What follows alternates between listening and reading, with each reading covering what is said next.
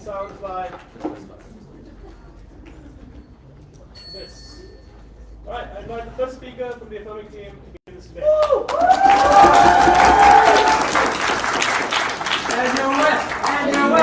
NUS.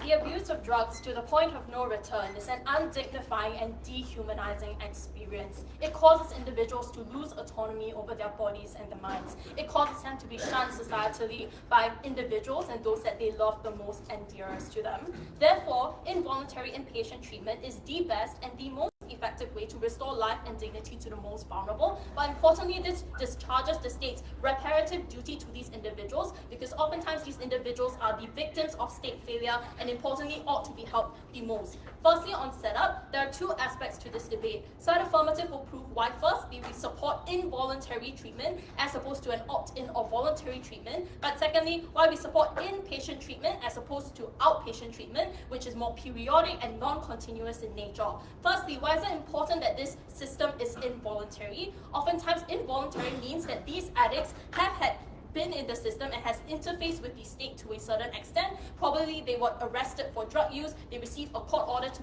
attend rehabilitation, or they are state sanctioned by social services to attend rehabilitative programs. What is the implication of this piece of setup? Firstly, court psychiatrists and reports are aggregated to the harm of this drug user and the amount of threat they cause to themselves or other individuals. They have assessed the abuse in this particular case to be high enough to meet the threshold for inpatient treatment. Oftentimes there's a spectrum of addiction. We don't posit that courts are going to order long-term rehabilitation for individuals that recreationally take drugs or minorly take things like weed. It's probably going to be oftentimes serious cases. But secondly, there's also an assessment of a degree of danger to themselves or others. This is guided by court precedent and sentencing precedent. But importantly, it takes into account factors like firstly, the degree of harm that the drug they use cause. Is it a hard drug or is it one that's relatively not as bad? Secondly, the period of use. Has this been a sustained period of use? Has it been like a long period of 10 or 20 years of abuse of this particular drug? And thirdly, their general state. Are they unemployed? Do they have family or friends? Are they relatively still upkeeping their life to a certain degree? Or are they completely helpless and in need of aid?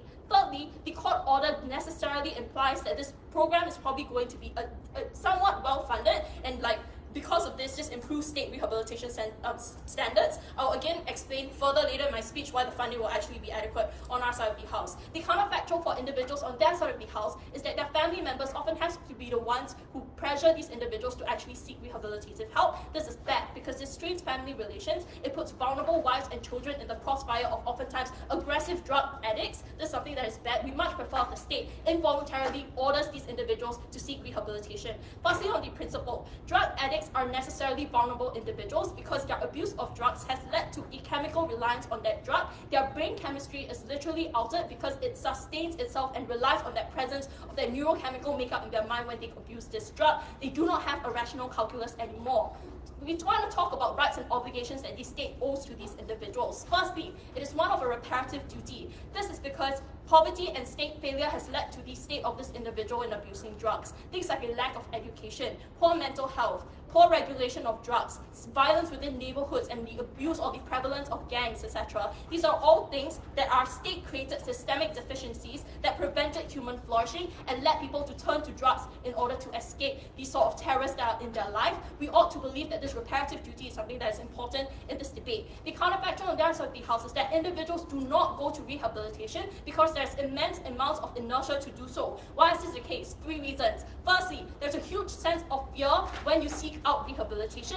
Oftentimes these individuals are surrounded with other drug addicts who oftentimes regale stories and parables of themselves being in the system and finding it horrific because they were having hallucinations, etc. Secondly, there's a sense of shame in admitting that you need rehabilitation. Oftentimes people associate rehabilitation with the worst of the worst. Therefore, individuals do not want to associate them with associate themselves with this. But thirdly, it entails admitting you have a problem. And a lot of these individuals just simply cannot admit that they have a problem. Drug addicts are by nature avoidant. That is what caused them to take drugs in the first place, to avoid and escape their problems. It is oftentimes unlikely that they will be able to opt into the system by themselves. The outcome of this is twofold, and it harms their case extremely. Firstly is that they never go, but secondly, even if you take their best intermediate case, they delay going. This is bad for two reasons. Firstly, the risk of overdose and death increases with every day rehabilitation is delayed. But secondly, the chemical rewiring and detrimental reliance on the drug from your brain compounds with every passing day in which you don't seek rehabilitative help. Therefore, you ought to believe that on their side, this is a harm that is compounding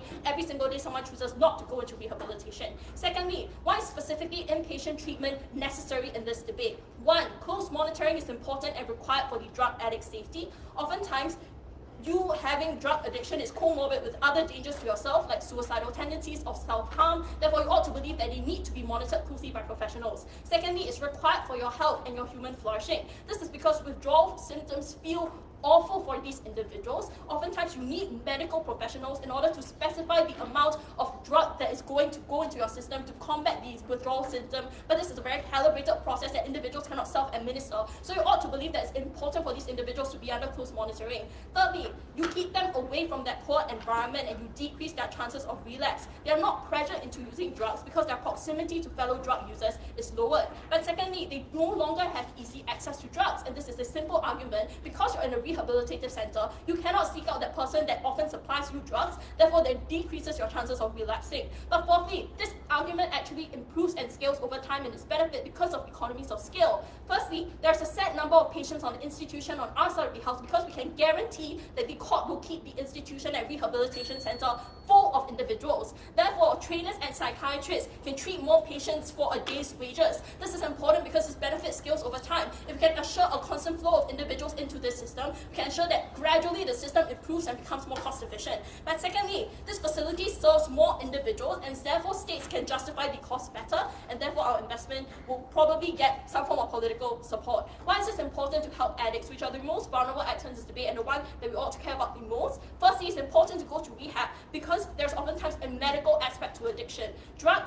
That you need drugs to stave away your addiction. Therefore, you ought to believe that it's important for them to have access to medical care to prevent their harm of possibly dying or spiraling further. Secondly, there are communities and support systems within these places, like individuals and therapists to talk to you. On that side of the house, drug addicts oftentimes have no support systems because they are shunned from their families. Thirdly, there's extensive medical and psychiatric literature that will allow institutions to do this well. So you ought to believe that generally this is beneficial. What is the outcome of this? Firstly, we get harm prevention on our side of the house. We prevent the worst excesses of harm from eventuating, such as individuals dying on the street because they had no help. But secondly, we are benefit maximizing as well, because as long as we can prove that these institutions help these individuals to recover, to feel like themselves again, to actually rekindle their connections with their family and their loved one, that was something that was fundamentally important. Why will we get sufficient political will to fund these things on our side of the house? 4 mechanisms. Firstly, you get institutional backing by the government, which therefore means you need to put more money into these things. Secondly, there are more people in the system, which therefore means more scrutiny and exposure and more public pressure. Thirdly, there's incentive to expend these investments efficiently because, again, you need to justify in the sense of performance legitimacy to your constituents that you are investing in something that's actually reaping results, and therefore your system will be rather efficient. But fourthly, it is politically popular because in places where drug addiction is pervasive, you know friends and family who are drug addicts themselves, you know the kind of pain and suffering that they go through. The media portrays these individuals as politically sympathetic, so you ought to believe that individuals will support this policy.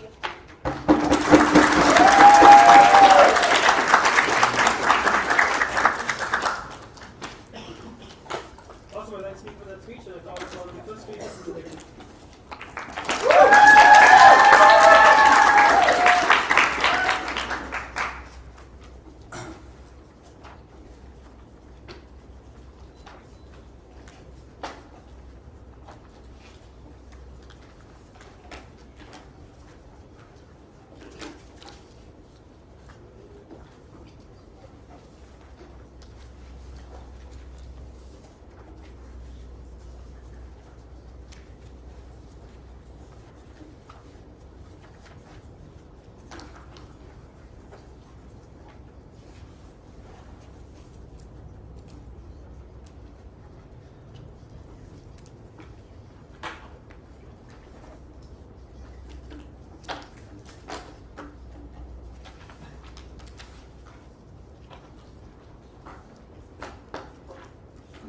Good to go?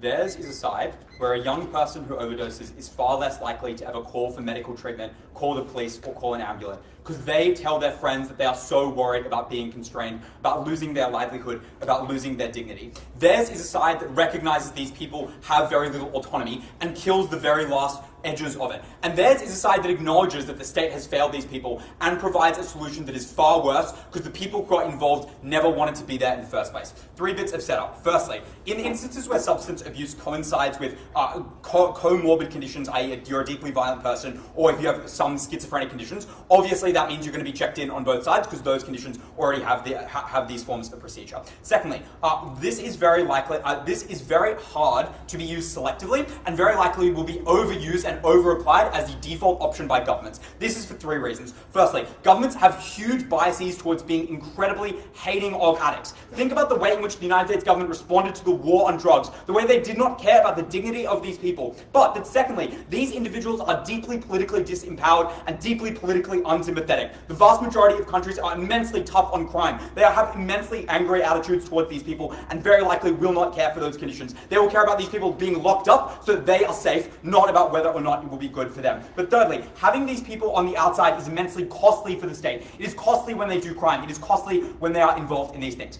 Their preemptive bit of setup is that this will be done by courts and sentencing precedent, which will be good. A variety of responses. Firstly, as I established, I think this is by far more likely to be done by governments, and that is for 2 reasons. Firstly, governments fund these organizations and programs and have a whole host of care about what is going on in this issue. But secondly, this is new legislation. Like, governments have to litigate as to when and which circumstances you should put these people in these conditions. I think that is likely to set and establish the precedent. Lastly, in terms of setup, is what the counterfactual is. The status quo looks like 3 things. Firstly, basic level infrastructure, stuff like safe houses, clean injecting sites, etc. Secondly, support, so having caseworkers, support groups in general. And thirdly, an opt-in systems clinics which they acknowledge. Their only way of trying to deal with this is to explain that people en masse do not come forward. There are 3 reasons that mean the vast majority of people who are enormously suffering do come forward. Firstly, in the worst instances, i.e. if you're someone who's on the street, your quality of life enormously increases. If you're someone who's homeless and is locked up and is by yourself, the quality of life difference by having a meal provided for you for free, having someone to look after you, is an enormous pressure that means that these people go. Secondly, you have a variety of other push factors to do with your family to bring you in. And they try and say that this is bad because families have a set amount of pressure. The problem is this harm is symmetric. These families will still have to care for you before you go into the treatment and after you go into the treatment. The benefit we provide is that families bringing people in is far more psychologically comforting. The fact that your family can tell you this is important, the fact that your family can be there with you at every step of the way. You need to establish that incredibly important relationship, and it is better when you do this in the first instances. And thirdly, there are, there are so many specific instances where people are sober and can choose to opt in. They say that there's a whole lot of shame. I think it is precisely the opposite. So many of these people feel so much deep shame because of the fact that they use drugs. All you need is 1 or 2 instances where that person is sober, where they can check into the facility, and at which point they have unlocked the variety of benefits. So, first argument I'm going to explain is just that this treatment is very bad for patients, which obviously flips all of the principal impact you get from this team. They say we should care about drug addicts. That's not the contentious part of the argument, right? The contentious part of the argument is proving that you help them. So, I'm going to provide 5 reasons why this makes things worse, but first, in terms of framing, drug addiction is so enormously difficult to deal with. Noting the enormously high rates of relapse that symmetricize, I think, the most important parts of this team's argument. That is, the drugs fundamentally alter your psyche, alter your dopamine receptors. And the most important thing in terms of dealing with drug addiction, and this is incredibly important framing, is buy-in into the long term. That is, 1 relapse of using that drug again undoes so much of your rehabilitative treatment. It establishes that these individuals go back to the worst instances. The most important thing that you need to do is psychologically let these victims know that the thing that allowed them to stop using drugs was them and their choices, not someone else constraining them. Because as soon as that constraint goes away, they are absolutely not confident in themselves and their ability to overcome things. So, why is it the case this exacerbates the problem? 5 reasons. Firstly, these people do not want to be there, right? They feel as if their rights are being violated. And that compounds because people who use drugs already have an enormous restriction on their bodily autonomy. They feel deeply sensitive about restrictions on that autonomy. But it also means a huge amount of hostility to the people treating them. They want to leave. They don't want to be there. They complain constantly because they miss their family, because they miss their job that existed outside of this world. But there is also a huge hostility to the other addicts because this team is right. People feel deep shame about being a drug addict. Now, they feel as if they are infantilized by the state. They feel as if they have no control over what's going on, and they compare themselves to all of the people that exist around them. There is far more shame on this team's side. But lastly, under this mechanism, autonomy is the most important thing in recovery because you need to rationalize that taking drugs or not taking drugs is a choice that you can make. And on their side, they tell people that they are not able to make that choice, which is why it is enormously important in terms of taking away their confidence. Second mechanism. This is enormously alienating as an environment. I think it is quite likely that this functions in the way that it functions far more analogously to I don't want to say prisons, but it's deeply psychologically traumatizing for these people. I will note firstly the structural reason we give, and then the structural reason they give. The first structural reason that we give is just that there will be so many people who are determined to leave this place, right? They have, for example, a job. They want to support their family. They miss their family and friends. They feel all the deep amounts of shame that this team necessitates. So there are likely to be an inherent sets of restrictions on these people. They restrict your possessions and what is brought in. There's nothing that could, for example, be a risk of suicide. They restrict what you have, restrict what you can eat. This likely is enormously infantilizing. And the second mechanism that they give is that courts and governments want to be hyper efficient. You know what that fucking means? It means incredibly punitive cost cutting for these areas. It is quite likely that this will be enormously bad, enormously harsh, and enormously traumatizing. It is better when the people who live in these areas can stay with their friends and family, can stay at home. Thirdly, you're surrounded by other addicts, and that is enormously bad because A, these people are dealing with terrible symptoms of withdrawal. They are very dangerous to you. They likely exacerbate your psychological, any psychological issues that exist. But secondly, you feel worse about yourself. You compare yourself to these individuals. It entrenches issues of psychological trauma. Fourthly, you are away from the most important support networks that can help you. And I think it's quite likely that visitations are going to be restricted. This is basically conceded by this team. This is for a variety of reasons that are quite intuitive. Restrictions bring in a whole host of risk in that these people can bring you things like drugs. It's why most of these facilities have to be enormously restricted. And this is immensely bad because it means that you are not around the people that know you best, the people that know how to help you, and that you're not building up relationships with these people. Fifthly, it is quite likely that staff enormously dislike you. I guess it's hard to work with them. For the reason that firstly, they're likely to be far more exhausted, far more burnt out. And secondly, they are afraid for their own safety. They're around addicts all the time, which means it's unlikely these people can adequately support you in the way that you would like. Lastly, in terms of why these places are quite likely unfunded, most of the people who are there are poor, don't have much money to give, and they're not particularly sensitive. So, second thing I'm going to explain is what the alternatives are, why they are cut in terms of funding, and why people seek help less when this is presented as a possibility. Firstly, in terms of funding, obviously I think this is a funding trade-off with what is listed. Governments only have a set amount of political capital. But secondly, there is less perceived need for them. Staff move away because they have to work in one or the other. But secondly, in terms of this argument, people seek help far less on their side. They're afraid of their family and friends and whether or not those people might report them. They never go to the police because they're afraid of what might come. Lastly, this is just an enormous violation of people's freedoms. You strip away their rights. It is good, for example, that we allow Jehovah's Witnesses to not have medical treatment even when that treatment might be good for them. For all those reasons, proud to negate.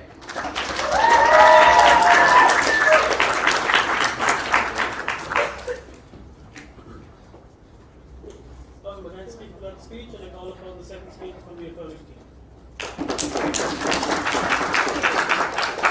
NUS, NUS, NUS, NUS. Where's the folder? Oh yeah, sorry. Whose phone is that? I don't know.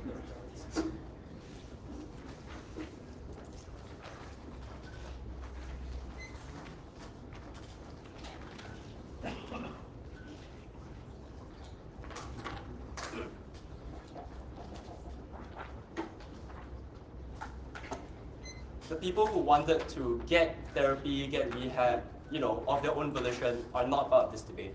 Because Ray explained that for the group of individuals that we know with near certainty will never come forward because of things like inertia, because of fear, because of shame, because of delusions of macho-ness, they inevitably hurt themselves, but they also hurt the people around them. Their mothers, their sisters, their friends. It is the duty of the state to get them help better, most effectively, and quickly. A first area of response. They claim that these are individuals that never want to go for treatment on outside the house due to the fear of being locked up. The first thing I would note is that this is a disincentive which is symmetric on either side of the house. Often, drug consumption and drug ownership is already illegal, so you will never come forward or report it on either side of the house. Often, any treatment that is imposed by the court also restricts your freedom to a large extent, so it's unclear why you will be that much more receptive towards finding those other kinds of treatments. They say the difference is that family or your support systems might be there with you, but obviously things like visitation rights still exist, so they can be a part of the process. But on negative, the problem is that family is never willing to turn you in to begin with. On outside of the house, the difference is one, you can see the success stories of the increase of reforming their lives, and so that could convince your family members to still do it on ours. But on their side, the effectiveness of their kinds of external programs is so suspect after that first F speech. It's not clear that family members see the point of reporting. But second, in some instances, it actually doesn't matter whether it's a point of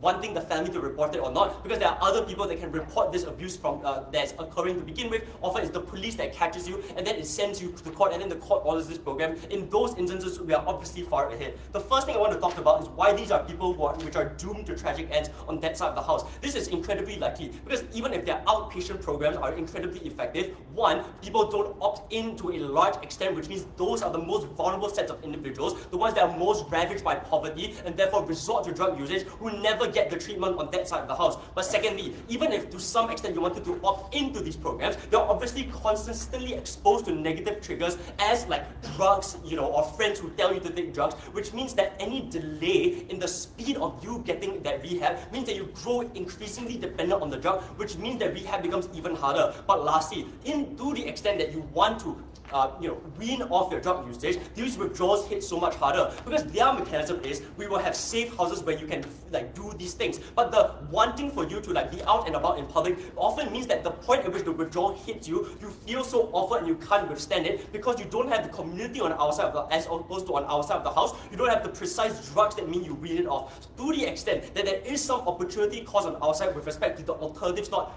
being as well funded, we will posit that if they are necessarily cheaper to an extent, they will still get funded to some extent. They will still exist for the minority of individuals who are able to cope, but we posit that most individuals need to be restricted in a facility for a decent amount of time, a month, a few months, even a year, so that they can wean off their addiction. And addiction fucking sucks. Firstly, it sucks financially. It's a waste of money because meth is expensive, and it's also expensive because you can't hold a job. That means you cannot be a provider for your family. They talk about the guy who is worried about having a job. We would rather he get through this and then have a more stable job at the end of the day. But secondly, every single moment you just crave that high. You are a slave to dangerous desires, and we need to intervene to save you from yourself. On the comparative, you get three distinct things. First, you get community, because those other addicts are precisely the ones that feel the same things you do, so it's unclear that you would hate them. It's clear that you feel like you are all in the same boat and you're working towards this together. Second, you get precise sorts of medication that help you deal with the most severe withdrawal symptoms. And lastly, you get counseling, you get therapy from medical professionals, and the economies of scale from having concentrated addicts all within a single facility means that we are miles ahead of this team. They have a few pieces of attack. The first, they say that they are not compliant because,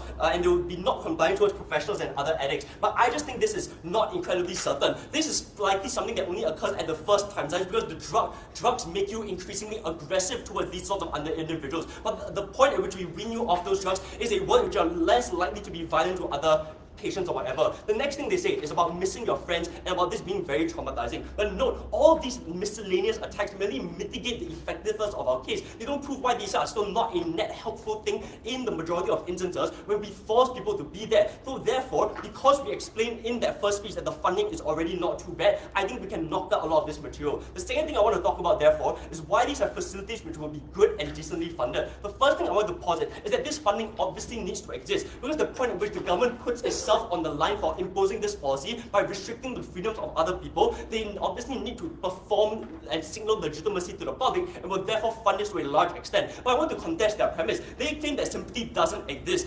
I think it does actually. I think most of these people can understand and sympathize with the fact that these people are going through it and they merely have fallen off the wagon. Or it's about the fact that we watch shows like Breaking Bad and Jesse is awesome and cool and he just needs that rehab. I think the majority of this debate occurs in civilized societies where people are decent and good. The flip on that side is that the public suspects that these are addicts who will never voluntarily seek help and therefore refuse to fund these programs at all. On our side, we can use their mechanism against them. Even if the worst case, if the public doesn't like all of these addicts, that fact of the matter is that if you want to get them off the street, the building is at least built. And these are buildings with our staff with professionals that still comply with certain standards. But the next thing I want to posit is that these are medical professionals which are decent people. They are paid well enough per previous analysis and they care deeply for the people involved. So it's likely that they want to keep going after they see multiple instances of successfully rehabbing these sorts of individuals. How do you break these deadlocks? There are 4 distinct ways that we break the deadlock in DPM.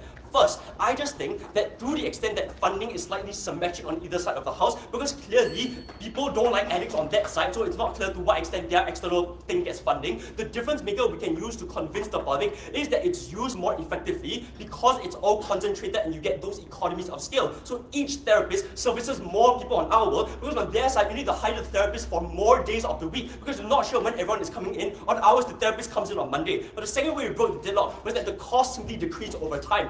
If you believe that people are less likely to relapse on our side because we lock them up, because their dependence is slowly weaned off, even if they feel terrible about it, that represents a world in which they aren't a constant drain on state resources, where they maybe each quantum of time, they don't cost you that much. But if that quantum of time is infinity, then they cost you a ton of money, and that's something you can convince is a bad thing on that side, but isn't on ours. The third is about the narrative we sell to society, right? We silo them off from respectable society, we prevent them from hurting other people, and then when they come out, they are likely a better sort of drug addict, and in that world, we can convince people that this is a more palatable policy. But the last thing is that our worst case is far easy and good to deal with, because even if it's not decently well funded, this arbitrariness in terms of this clash should convince you that it's somewhat well funded. The point then is this: firstly, in terms of segregation, even if they feel terrible, at least they aren't hurting anyone. Often, people in drug-fueled manias steal shit, they commit crime, they hurt other people, they hurt themselves. At the very least, we prevent further harm from occurring to innocent victims. This is something you should weigh significantly by the end of the round. Preventing the crime is still better than post-facto correcting for the crime to begin with. At least we save innocent lives. That should break the deadlock again. But secondly, even if they are mistreated, even if nothing good happens to them, we know for certain that there's one distinct benefit of our case: they don't take drugs. Over time, their rational mind takes over, and the addicted mind on that side is not the real person that we should be caring about in this debate. On our side, by contrast, we explain that these are individuals who can be saved on our side in the instances where we are able to force them to come into this rehab center. On that side, these are individuals who never voluntarily come forward, or even if they voluntarily came forward, they always fell off that wagon. You doom them to tragic ends. You have to vote for this team.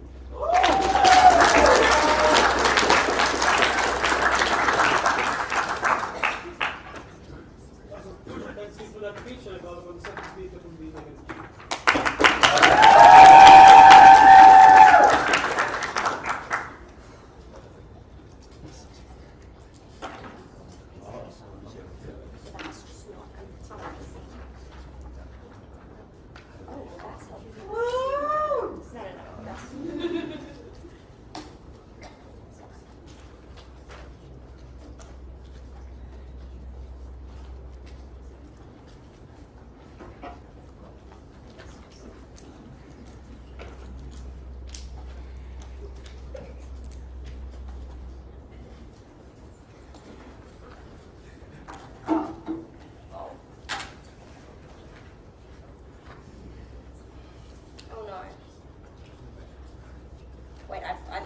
Sorry. Which one is it?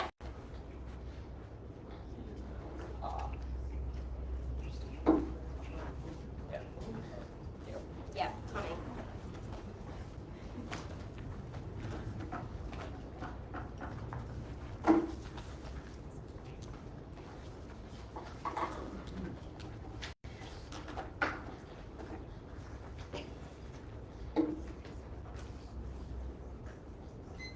Panel, if if you believe that Affirmative can win on the claim that people just don't die, I'm going to give you 3 reasons as to why that is not the silver bullet.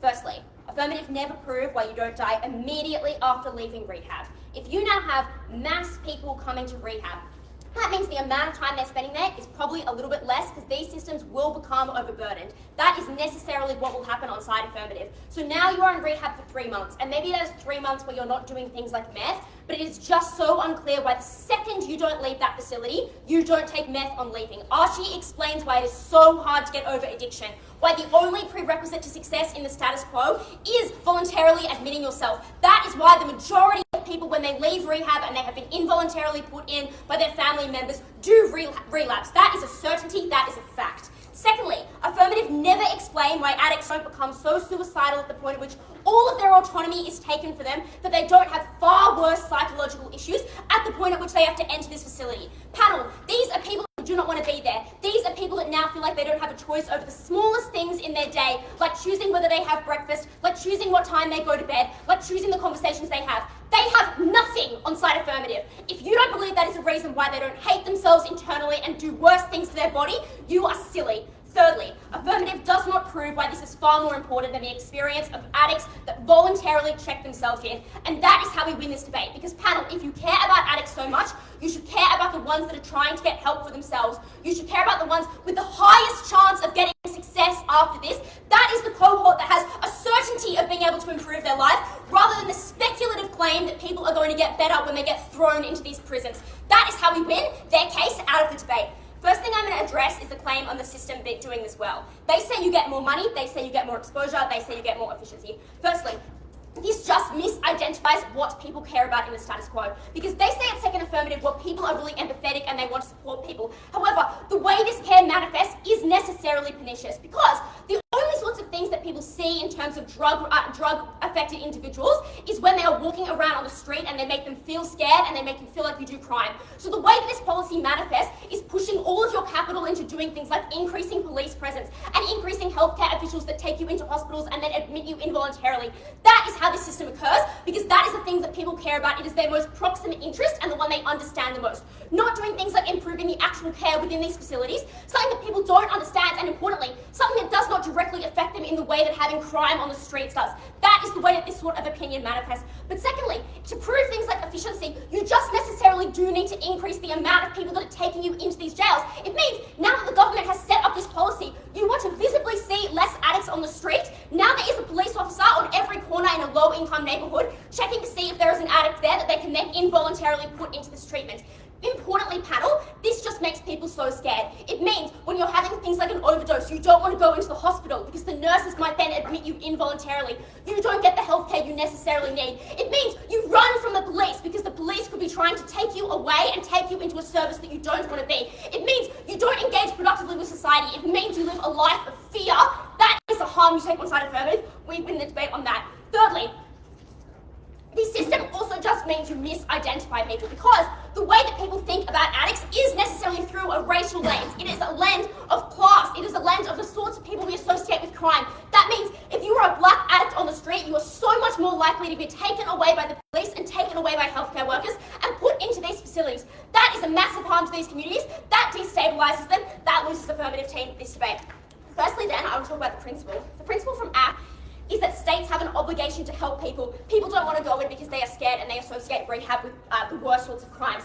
Panel, I want you to get on your laptop, select all, copy and paste this into the negative team because that is how easy we can flip this claim. Dear God, if you are terrified, if you think this is the worst narrative that could happen to you, if you are fearful of the system and the people that run it, obviously that is why you would fucking hate to be in there involuntarily, panel. That is the easiest flip in this fucking debate. But also, importantly, now you opt out of the system further because you have so much fear in it, you don't understand it. They assert it is going to get better. How would that possibly work when you have influxes of addicts coming in and using systems that are already massively underfunded, that already have so many people in them, that already don't have enough staff to look after them because the work is so grueling and people have to take time off? That is the system you get on side Affirmative. That is never conducive to getting the healthcare that you need.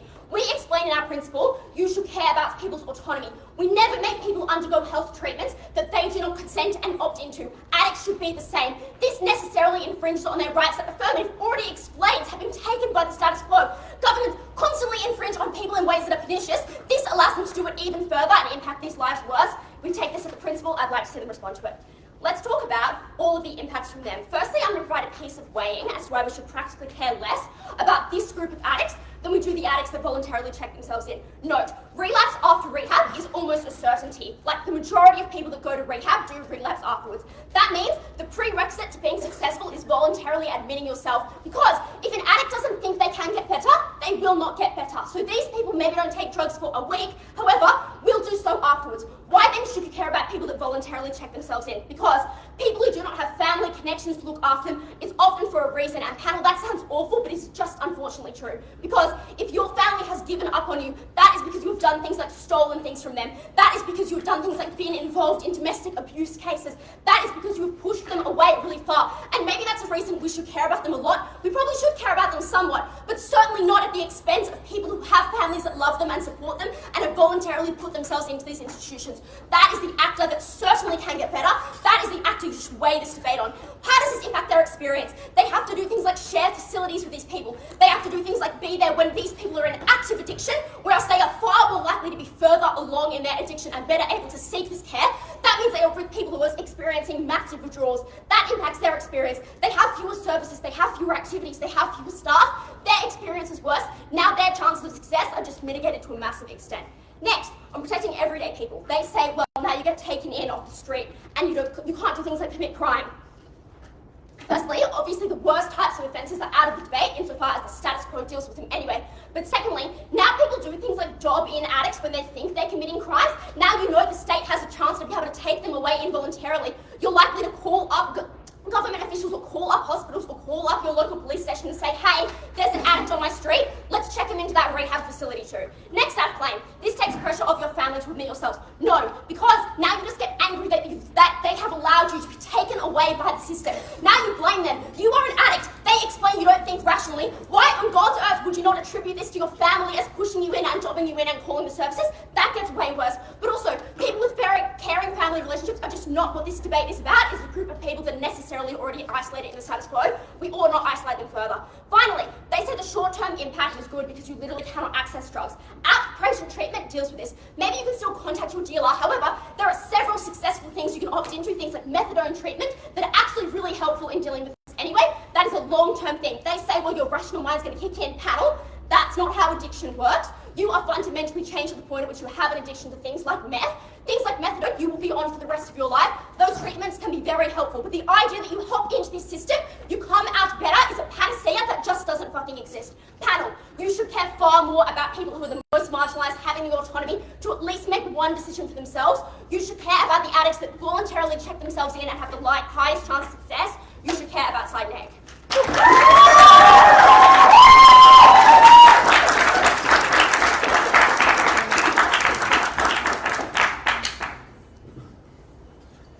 Also, next speaker for that speech, and call upon the third speaker from the affirmative. NUS.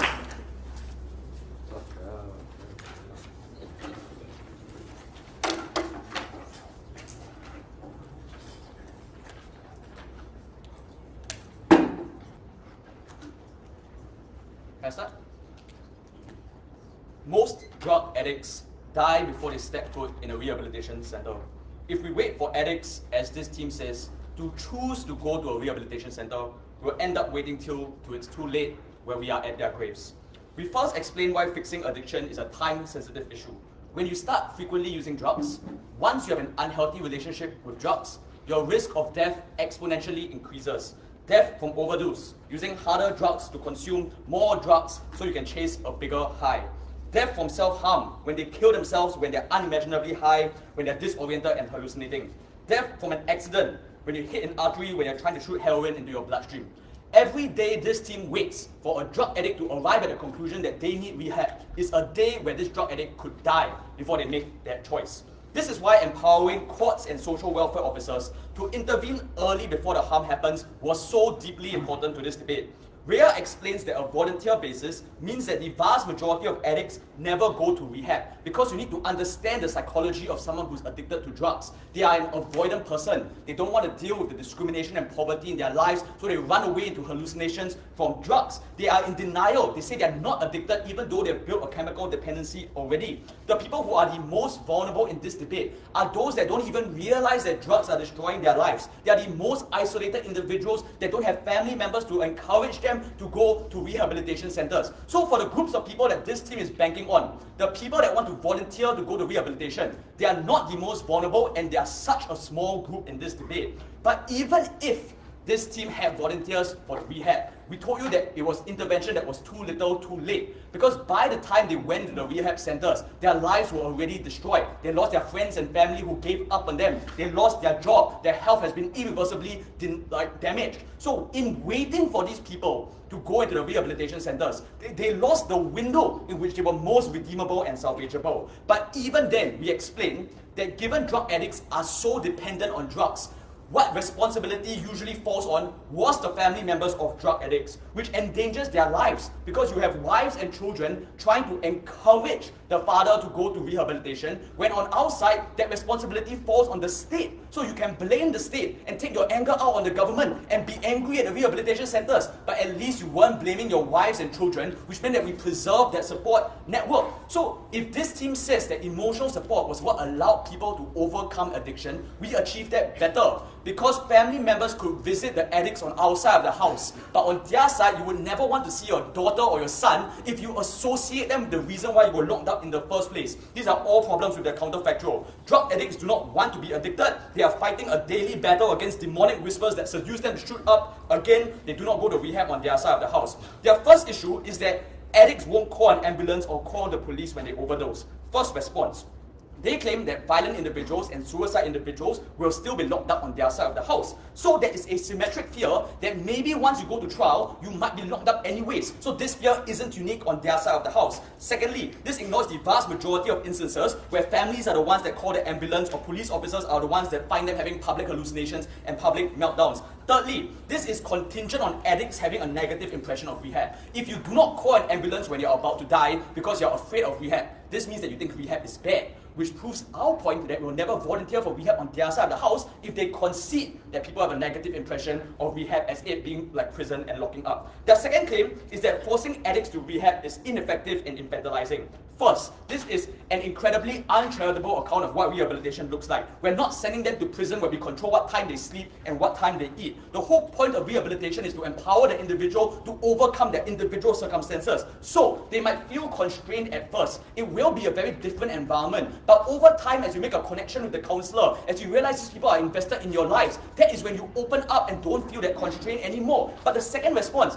even if we don't solve addiction and relapse happens later on, we stop the immediate threat to themselves to things like overdose or things like dangerous hallucinations. But last response, rehab isn't infantilizing. Psychiatrists and counselors are trained to reinforce that you're a good person, to reinforce that you're just a victim of bad circumstance, who hold at bay the social stigma of drug addicts that dominate when these addicts are alone in their own rooms. Addicts internalize a lot of shame. When they're alone in their apartment, they feel like a failure in society. When you put them into a rehabilitation center, where the first time in their lives they can hear a psychiatrist and counselor say, it is not your fault. That is what inspires them to actually want to get better.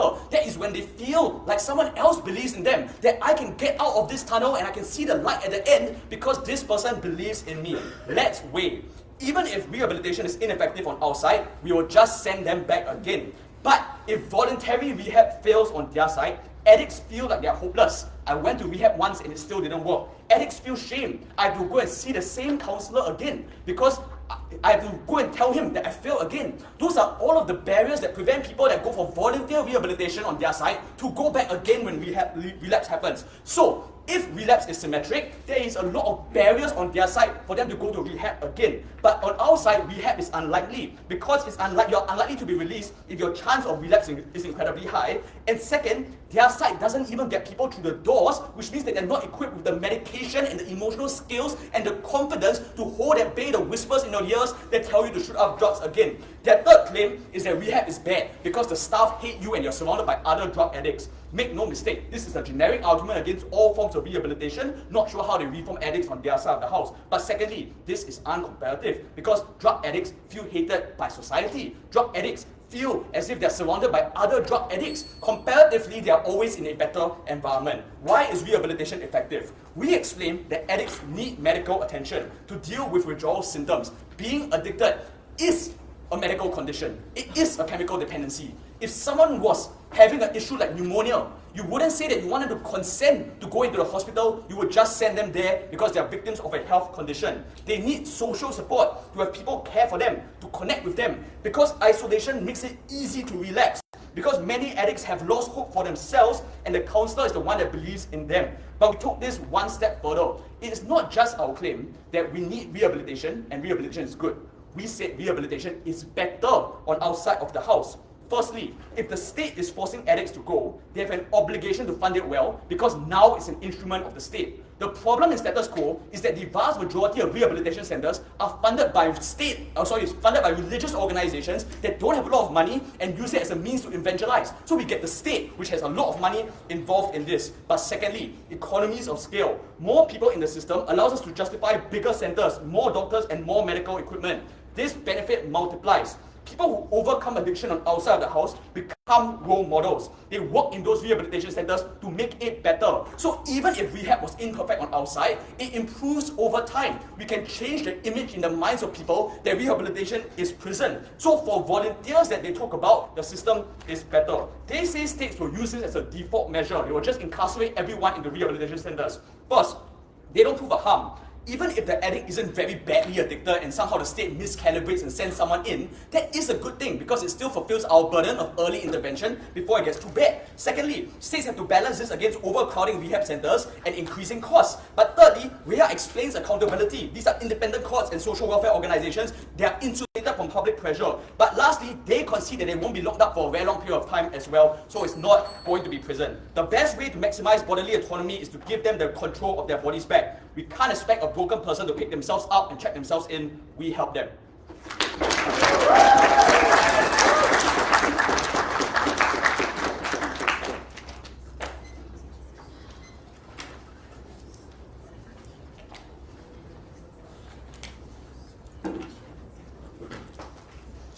Thanks for that speech, and I call upon the third speaker of the day.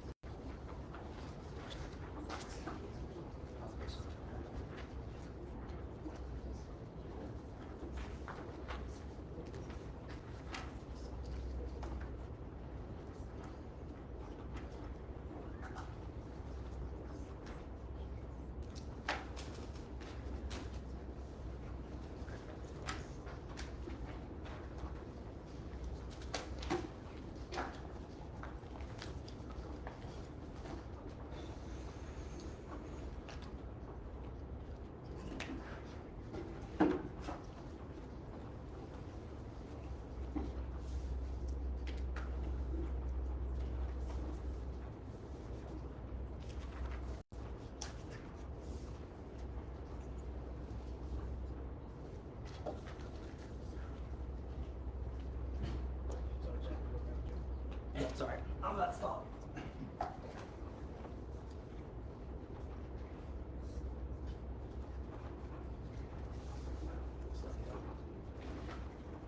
I need to. Firstly, on the principle, then on access to treatment, and then on that treatment. Firstly, on the principle, we give 4 reasons why it is entirely impermissible to implement the side affirmative model.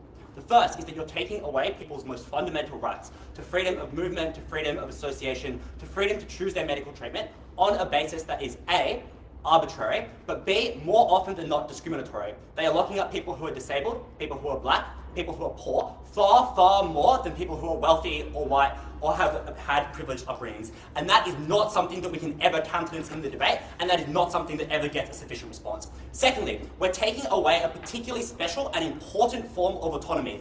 Your ability to make choices about your medical treatment. Your ability to make choices about your own body, something that you have ownership of and something that is seen as inviolable. And that is a principle that we uphold in almost every single other aspect of society. We give Jehovah's Witnesses the right to refuse blood transfusions, people the right to decide what type of treatment they want for the reason that it is highly sensitive and personal, and this team violates that. Thirdly, second affirmative says that the addict is not the real person compared to the person when they are sober. And that is precisely why this is such a dehumanizing and therefore impermissible way of dealing with addicts. It dehumanizes them and strips them of their autonomy in a way that is impermissible.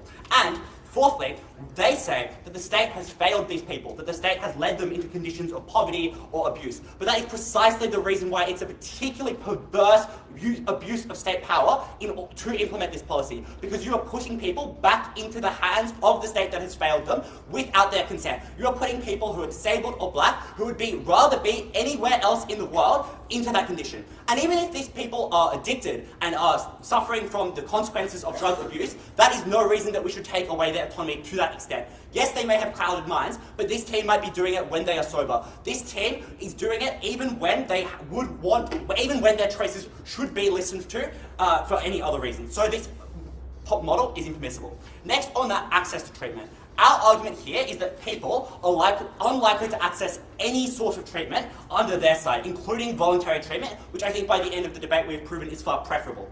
And we explain that's because people are not rational when they're deciding whether or not to seek treatment. These are people who are young, people who are high, people who are scared, people who tell their friends, don't you dare take me to hospital because they might lock me up, and if I get locked up, that is when my mum will find out that I have an addiction problem. Especially the type of people who we're talking about in this debate, who the medical establishment has failed in the past.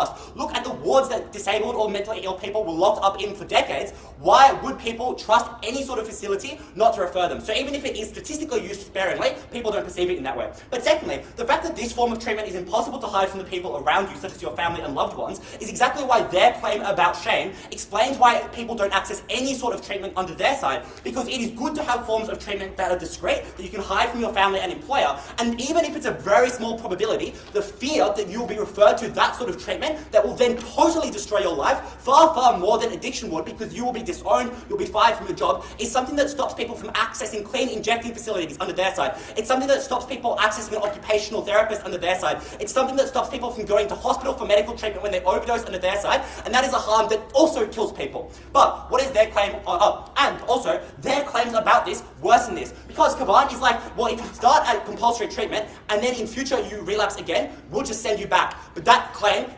explains precisely why after leaving compulsory treatment, an experience we describe as extremely traumatizing and stripping of your autonomy, is why they'll never interact with the medical establishment again, because they'll be traumatized. They don't receive voluntary treatment again under their side after you've been sent into the facility once. That's when people die on the street after their condition has been made worse after they leave the facility. They say it's symmetric because drugs are illegal, but obviously, guys, there is amnesty for medical treatment. Teenagers who go to hospital for an overdose don't then have charges pressed against them. They finally at Cavan say it's symmetric because we say that, compulsory treatment orders already exist for the mentally ill or violent, but that's a very bad piece of mitigation that applies to a select few people, but we explain this is an argument that definitely applies to a huge number of addicts. And this is clearly an important argument in the debate, because all of their mechanization best explains that compulsory treatment is an imperfect alternative to no treatment at all, but we explain they condemn far, far more people to no treatment, but also preclude them from accessing the voluntary treatment, which is far more effective.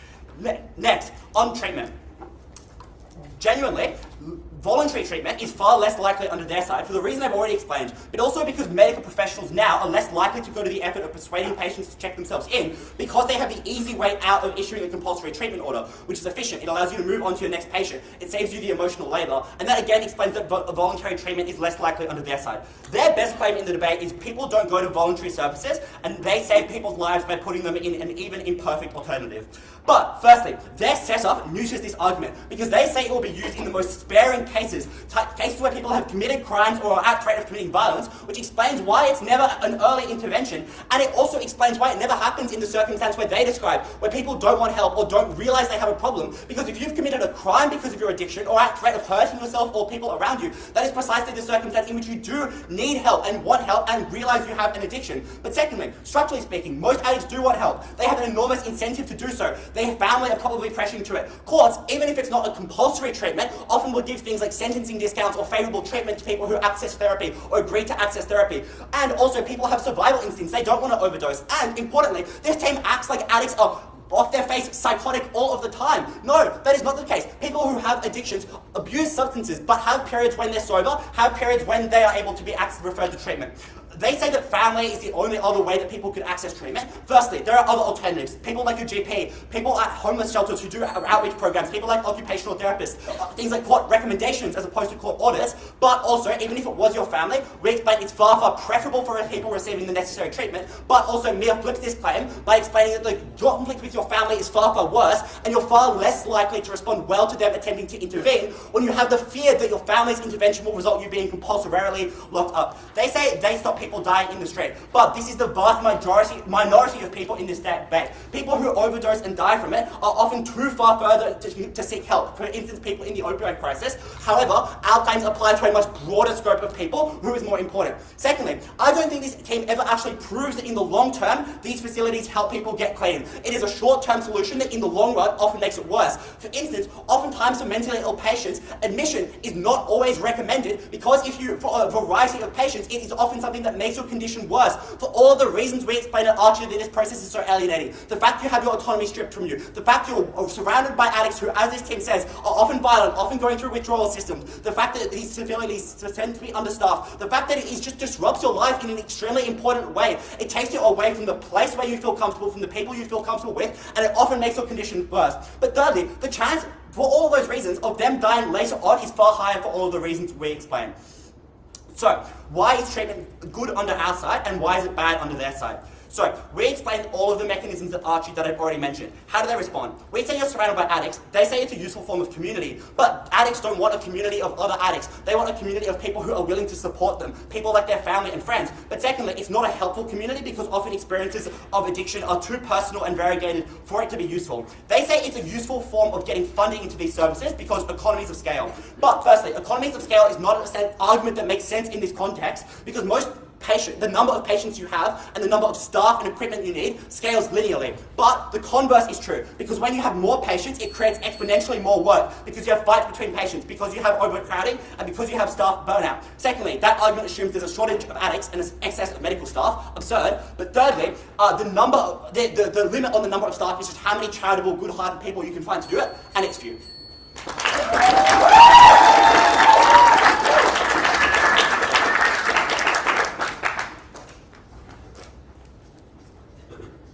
Awesome. Let's begin for that speech, and I'll reverse the order. So I call upon the leader of the negative team to give that advice.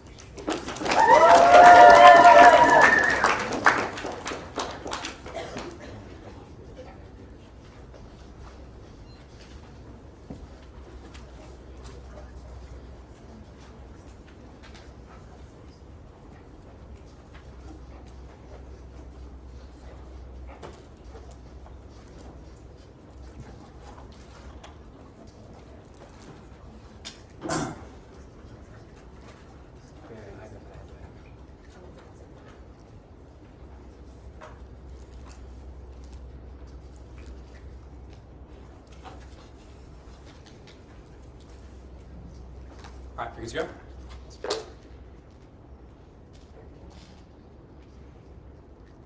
I'll structure the speech around the life cycle of a person in treatment. Firstly, on your life before coming forward. Secondly, life on the inside. Thirdly, life afterwards. Firstly, on life before coming forward. Their only claim is that this would be a quick mechanism to get people who are really on the edge of death in quickly.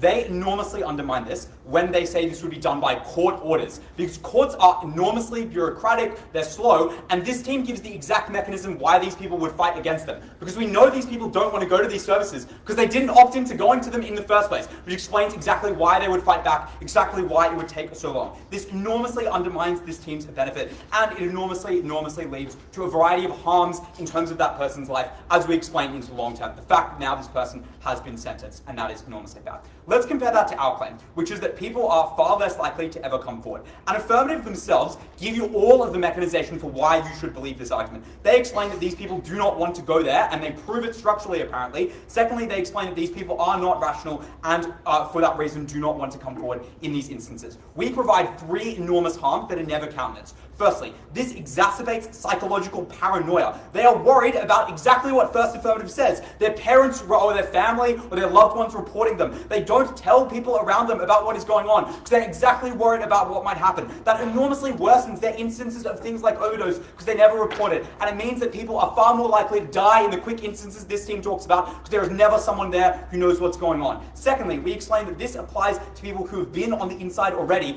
and it undermines their ability to get long-term rehab because they're far less likely to report a relapse for the simple reason that they don't have to tell their job they're going to go away for 6 months again. It is exactly the sorts of mechanisms we explain it down the bench. And thirdly, we explain that in the worst instances that someone is at threat of dying, they are far less likely to, for example, call the police. Their only flippant, bad response to this is that, well, you might get put in for suicide anyway. Clearly, they are enormously distinct. A few bits of impacting here. Firstly, it is enormously morally muddy whether or not people will improve. They're only in for 6 months. Secondly, this affects your rehabilitation for the reason that when you have a lack of trust, when you have more fear, it means it is far harder to rehabilitate you. And thirdly, it means they never get their benefit because people never go in the first place generally. Their only claim here is that you might hurt other people. This is a morally repugnant argument. It would explain why we would, for example, just chuck all these people in prison. It is an incredibly, incredibly poor argument. We secondly explain that you can still hurt people on the inside, and that is extremely bad. The last missing premise on their case is that people don't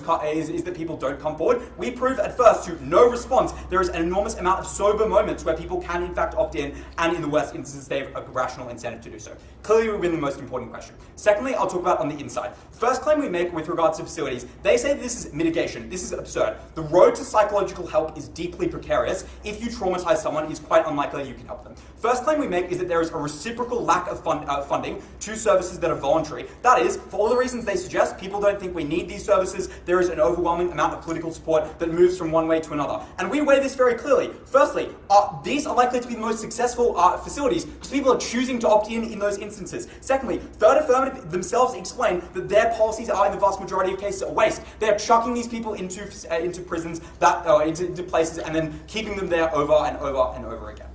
Their claim here is that this would be funded by the state. This is an unnuanced version of funding. We explain that states want to fund things like the walls and the buildings, not things like the food, which is exactly what they do not countenance. Their claim in terms of psychological fulfillment is that you would be inspired because you believe it is not your fault. We flip this preemptively because we explain you do in fact get reinforced that it is your fault and that you shouldn't be trusted for the reason that they don't let you leave. They don't trust you to make decisions. They don't trust you to enormously control your life. We have a variety of harms here in terms of being surrounded by other addicts and the way in which that is bad. But the fact that you can't support your family and those people are likely to be poorer, and towards the fact that you are less likely to recover because you need to rationalize that it is a choice. No response. Lastly, I'll turn to the long term where we clearly win on the principle. And that is this was just unfair because we let people choose decisions even if they are being coerced, and that people can make these choices rationally in their sober moments. For all those reasons, Wikramanayake.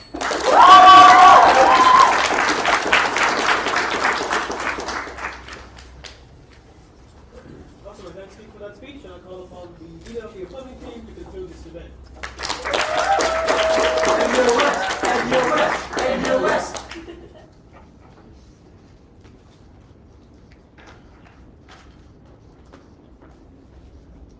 Don't listen to the lit one. Let's bring the energy level down. At the end of this round, it's just not proof on that side of the house that less painful but still painful rehabilitative methods meant that people even opted in on that side of the house. Symmetrically, we explained that only a tiny minority of drug addicts were strong enough to want to access pretty good therapy on our side. The thing they don't deal with is that the vast and vulnerable majority will never check themselves into anything, and they don't prove that they will check themselves into anything. And the only defense they have is that they kinda want to check themselves in. And so, I agree actually. A part of their soul, something deep inside them, realizes that there's a problem and they want to get better. But the problem we identified from the start was that the addicted brain overrode that desperate desire and consistently robbed them of autonomy. They always knew that there was a problem inside of them, but the flesh was simply unwilling. More often than not, they relapsed and fell back onto their addictions even further. So we were therefore willing to impinge upon the autonomy of the drug brain because we restored autonomy to the real person behind the veil in the long run.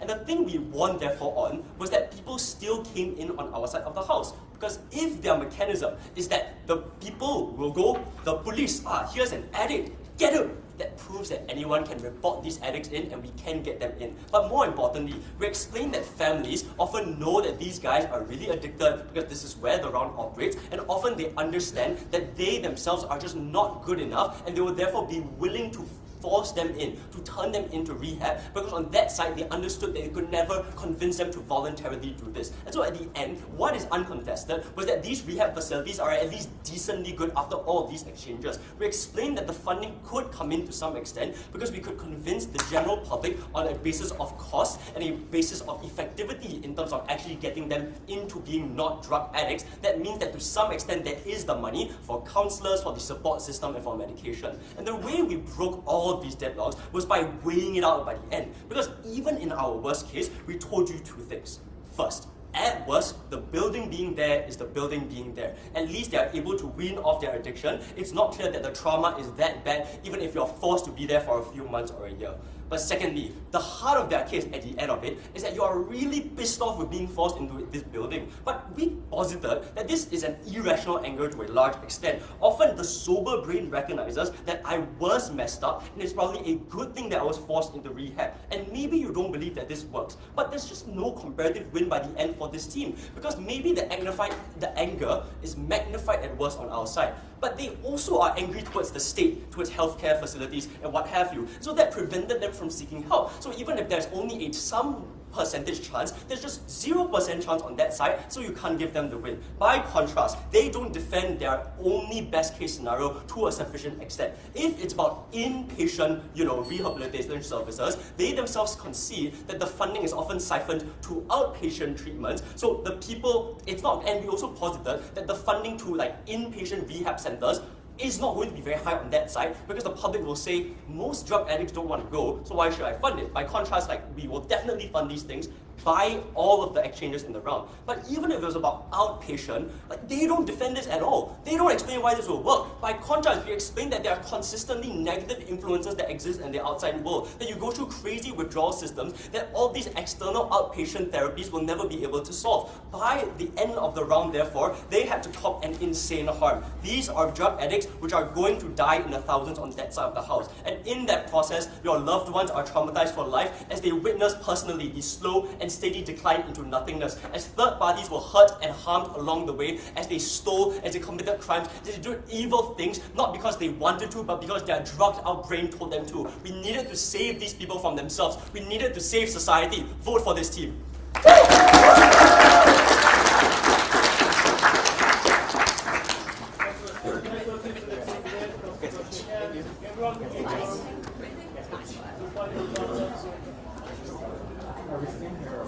All right.